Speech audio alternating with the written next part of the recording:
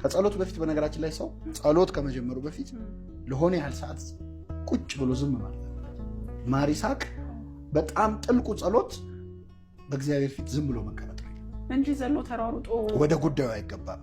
መጀመሪያ አንተና እግዚአብሔር ብቻችሁን ጸጥ በሉ እስቲ። እሱ ራሱ በጣም ጥልቅ ጸሎት ልብን ለሚሰማ አምላክ። ሙሴ እኮ በጣም ጨንቆት ይገርምሻል። በግራ እስራኤላውያን ኧረ ልንሞት ነው እያሉ ይጮሃል። በቀኙ የፈርዖን ሰራዊት እየበረረ እየመጣ አቧራ እያቦነነ ህዝቡ ይጮሃል፣ ፈርዖን ይጋልባል። በቃ ግራ ገብቶ ዝም ብሎ ጸጥ አለ። ጸጥ ሲል እግዚአብሔር ምን እንዳለው ታውቂያለሽ? ለምን ትጮህብኛለህ? ምንም አላለም ሙሴ። ከህዝቡ ጩኸት በላይ የሙሴ ዝምታ ተሰምቶ አንዳንዴ ስፒችለስ የምትሆኝበት ነገር አለ አይደለ?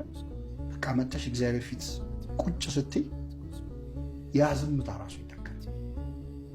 በዝምታ ውስጥም እግዚአብሔር ነበር አይደል? በጩኸት ውስጥ አልነበረም ይላል እኮ። በዝምታ ውስጥ ግን አለ ክርስቶስ። የማይረሱ ዝምታዎች ነበሩ።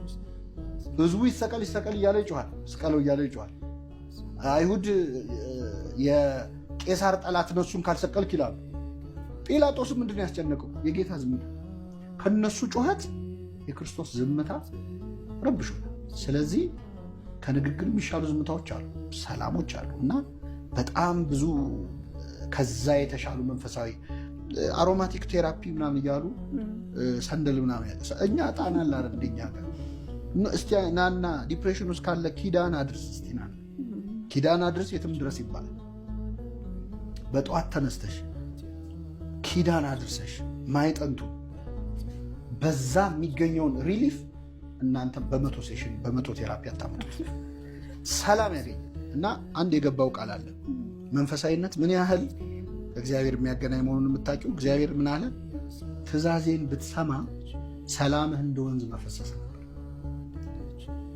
እና እንደ ወንዝ የሚፈስ ሰላም ከፈለገ ሰው መንፈሳዊ ህይወት በጣም ብዙውን ነገር ይተካል። እውነት ነው። እኛም እኮ አልካድንም።